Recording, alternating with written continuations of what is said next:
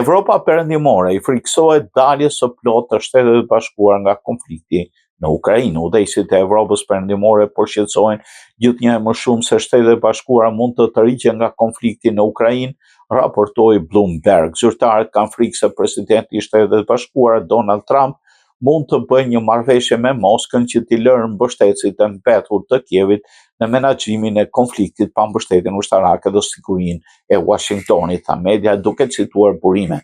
Të martën i dërguari special i Trumpit, Steve Witkoff dhe dhëndri i tij Jared Kushner vizituan Moskën për të diskutuar rrugët e mundshme drejt një zgjidhje me presidenti rus Vladimir Putin. Putin i quajti bisedimet nevojshme dhe dobishme, por hodhi poshtë pjesë të propozimit të Shteteve të Bashkuara. Megjithatë, Trump tha se negociatat e lanë Moskën të bindur se të dyja palët duan të japin fund konfliktit.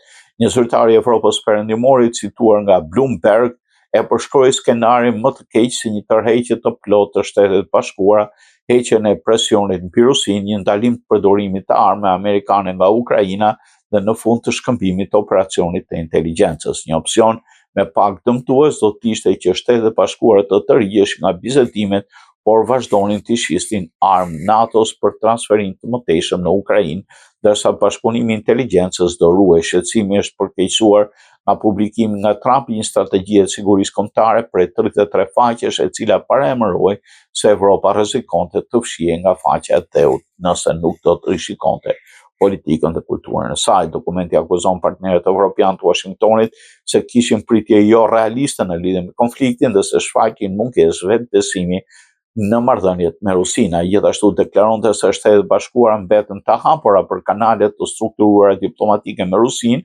sa herë që një angazhim i tillë përputhet me interesat më të gjerë amerikane.